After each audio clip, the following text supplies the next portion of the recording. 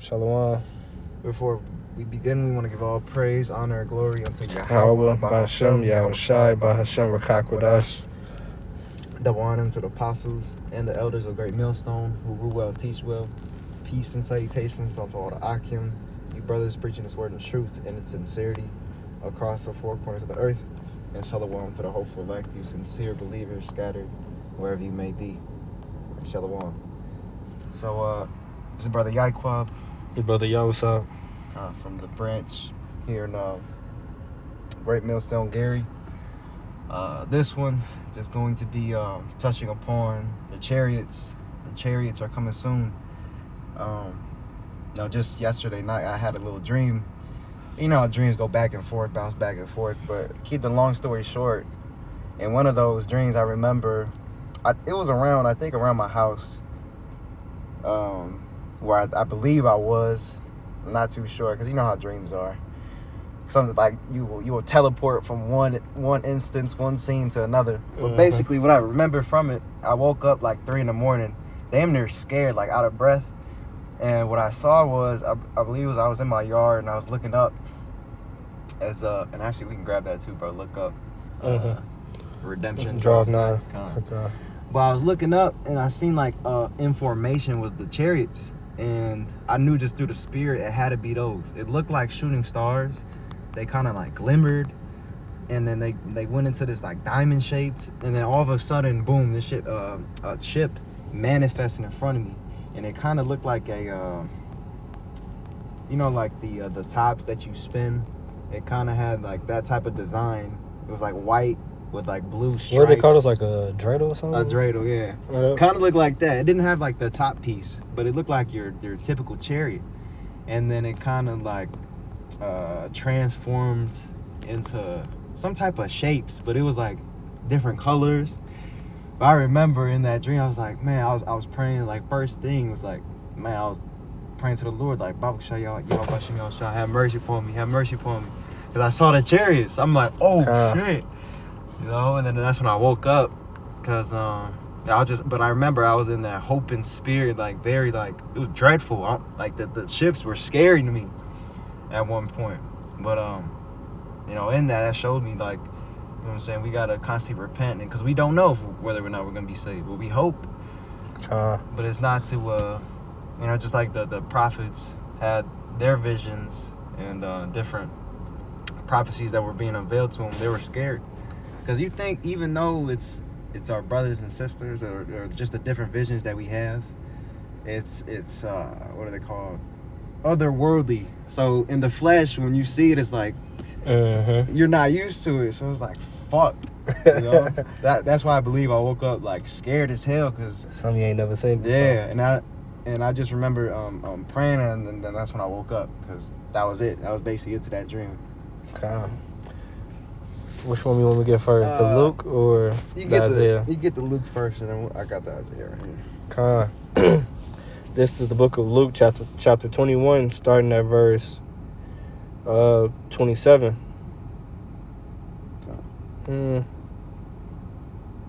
gonna start verse 27. And then shall they see the Son of Man coming in a cloud with power and great glory.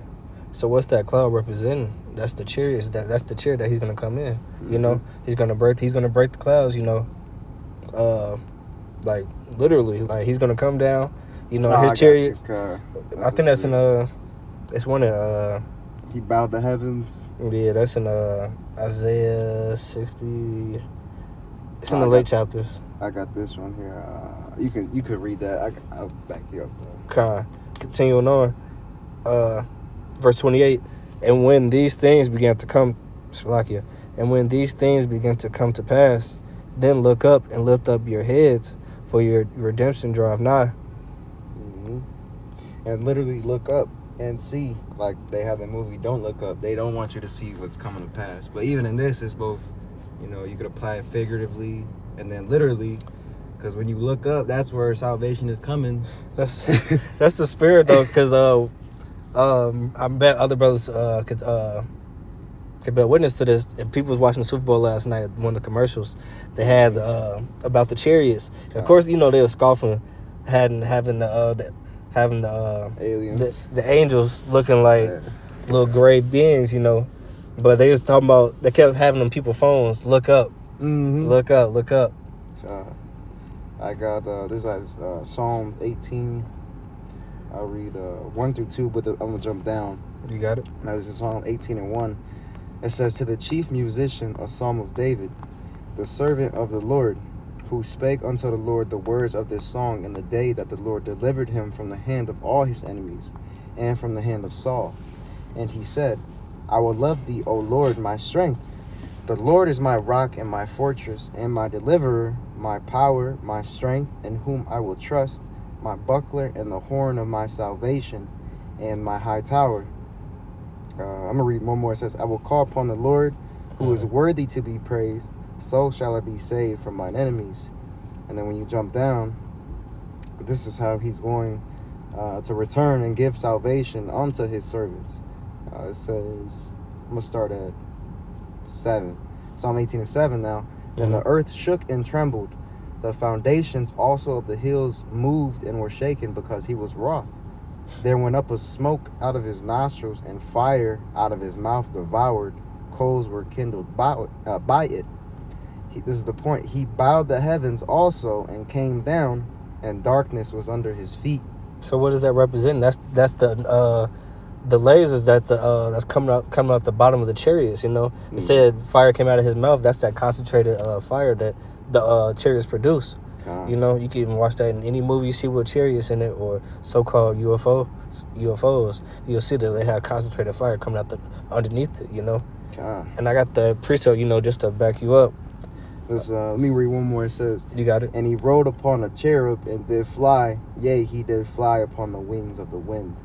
So, yeah, just to back up the one that we read, he's going to come on that cloud. That cloud representing a chariot, and also here a cherub. He did fly. He bowed the heavens, so he opened the heavens, you know what I'm saying? And he returned. He came down, he descended, you know, upon that big, that great mountain. That fathership. I got that. This is Isaiah chapter 64, starting at verse 1.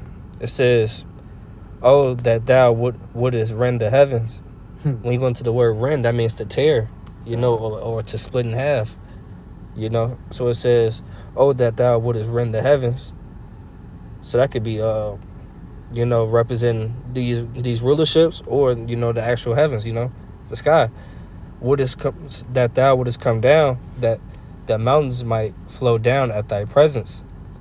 As when the melting fire burneth, the fire causes the waters to boil, to make thy name known to thy enemies, Salakia, adversaries, that the nations may tremble at thy presence.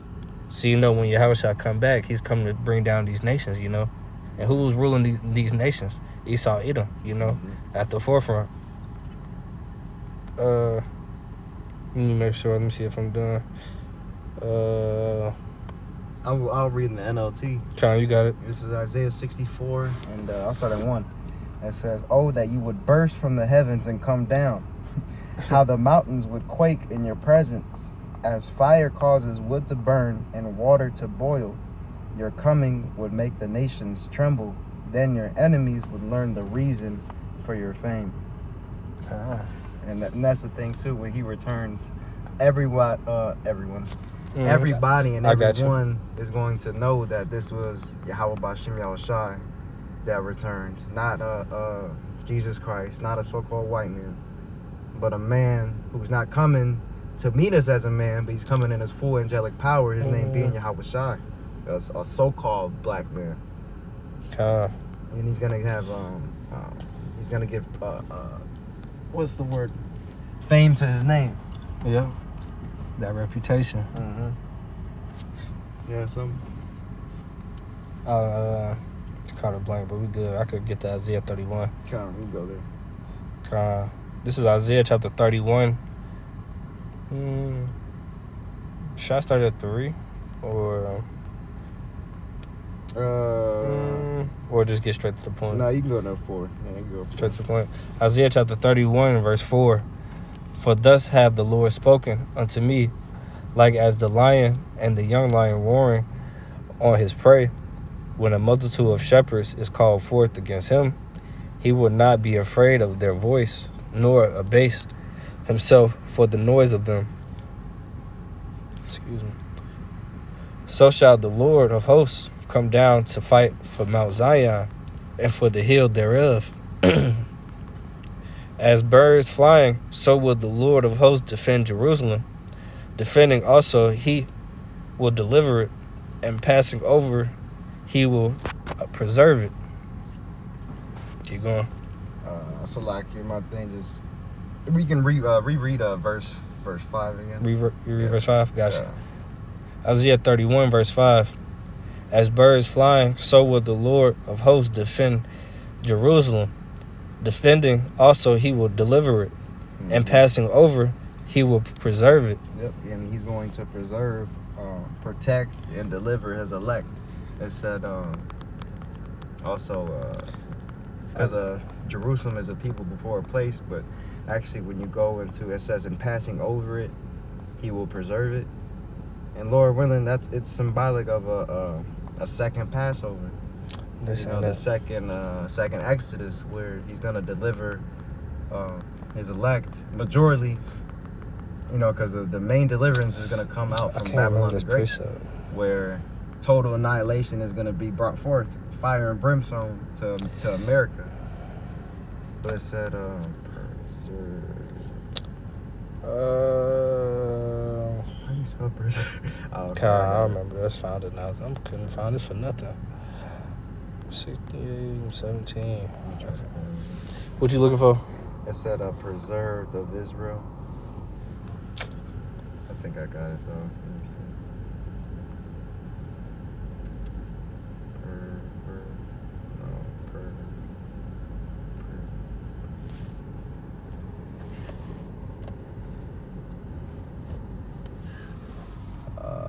Isaiah 49. Isaiah 49. And 6. Yeah, here it is. This is Isaiah 49 and 6. It says, and he said, it is a light thing that thou shouldest be my servant. It says, raise up the tribes of Jacob and to restore the preserved of Israel. I will also give thee for a light to the Gentiles, that thou mayest be my salvation unto the end of the earth. God. And that's what he's doing right now through the Spirit. He's restoring the light unto the Israelites, starting with the hopeful elect. And eventually, that's going to lead to the salvation unto the end of the earth.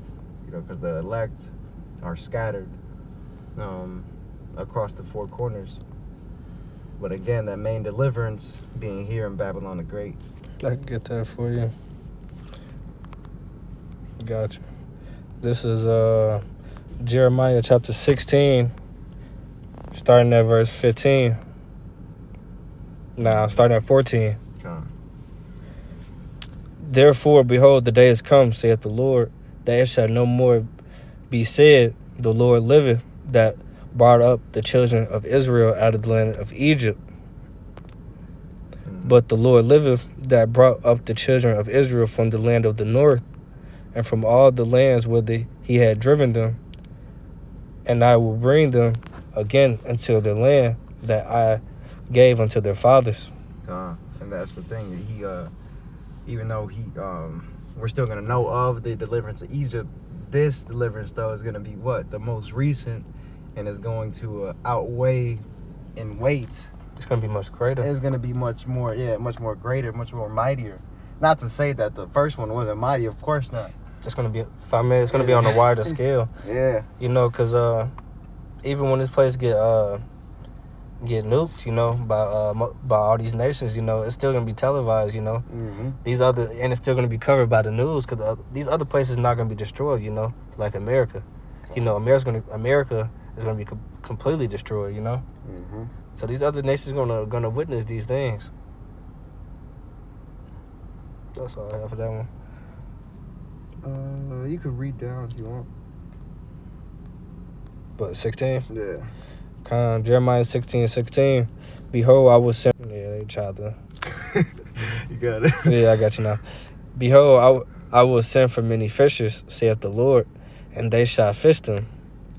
And after will I send for many hunters, and they shall hunt them from every mountain and from every hill, and out of and out of the holes of the rocks. Yeah, and that's what we're patiently waiting for. This is the faith and the patience of the saints, that these other nations are going to be subservient, if that's the word. Shit, subdued. In subjection under the rule, first and foremost, of Yaiqab Yashashakar, but like the elder Apostle Gabar says, by default, it's the kingdom of Israel. We're going to be, Lord willing, in power with Yahweh Shai. You know, and what we're going to have them do bodies, and Lord willing, we be those hunters to where you round them up and you gather, you know what I'm saying, the kings of this current society that escape the judgment of the missiles or the fire or all the other plagues that the Lord is going to send. But what? They're going to be the first batch of slaves. Yep. We're going to round them up, and they're going to be in slavery for 1,000 years. God. And after that, they're going to be rounded up. Well, speaking of the Edomites, rounded up and burnt up. God. But that's another thing of what's to come. Lord willing, when the deliverance comes, you know. But you know anything else? Yeah, Isaiah 49 or something. Did I read that? Yeah, I read that. Isaiah 49. Yeah, something else. You can grab Isaiah 66. One we always go to, 15. Yeah, grab that. Mm-hmm. And then I got the word for whirlwind. Because you think too, like he said, he's going to bow the heavens. You think, because we don't know, we prophesy in part, we know in part, but you can imagine the, he said he's coming with a shout, with a loud trumpet. But literally in that time, you think how loud that noise is going to be, because you think they're splitting. They're literally splitting the earth or just the heavens. Not even just that. If people know about aircrafts, that sonic boom from just these fighter jets. So people, the U.S. Navy pretty much. You got it. Bet. 1 second. So pretty much the U.S. Navy, you know, their fighter jets seen what the chariots could do, you know, and pretty much one of their fighter jets, one of their pilots pretty much said that their technology is pretty much 100 to pretty much 1,000 times greater than what their technology is, because when they tried to chase it, you know, near aircraft carrier, it dove in the water and they couldn't get it. Talking about the chariot? Yeah, kind of. Then there's plenty of videos of chariots pretty much going in and out of this dimension, or pretty much teleporting, you know. Mm-hmm. These chariots got so much more technology than what we even could comprehend, you know. Okay, I got it. You're there? Yeah. This is Isaiah 66 and 15. Mm-hmm. It says, "For behold, the Lord will come with fire, and with his chariots like a whirlwind, to render his anger with fury, and his rebuke with flames of fire." So to add with the how the chariots is going to be described, it said like a whirlwind. When you go into a whirlwind, also like a tornado, you know, it destroys everything in its path, and it's fast, you know. I got it. It's in from the Oxford. It says the first definition: a column of air moving rapidly around and around in a cylindrical or funnel shape. So yeah, they say a column of air. You know, if people know anything about science, you know that's what pretty much a tornado is. You know, it's a form. So you say like a column or a cylinder, you know, of air and debris and everything. And then when the chariots come back, that's exactly what it's going to bring. You know, so imagine thousands upon thousands of chariots, you know, causing destruction. God. I think that's in Psalms 68. That was just really. I just had that too. Oh shit, claim. I'll read Isaiah 66 and 16, and we could jump there. We can end there. It says, "Where you getting?" 66 and 16. It says, "For by fire and by his sword will the Lord plead with all flesh, and the slain of the Lord shall be many." So we can go to Psalm 68. and 17.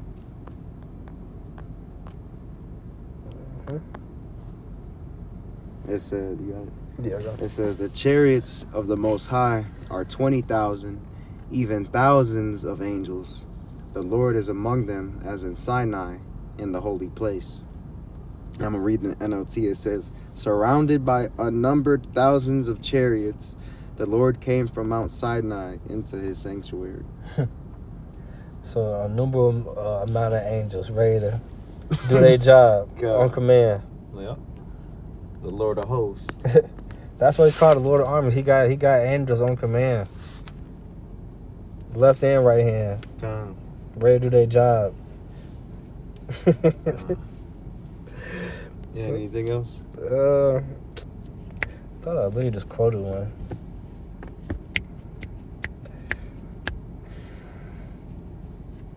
Thought I quoted one. I can't remember now. You got any more? Nah, we're good. Shit, we can end off with that then. So with that, hey, Lord willing, this was edifying and exhort unto you. Again, we want to give all praise, honor, and glory unto Yahweh, by Hashem, Yahweh Shai, by Hashem, Hakodash. Double honors again unto the apostles and the elders. Shalom, wa, Kwam Yasharala. Kwam Yasharala. Shalom. So,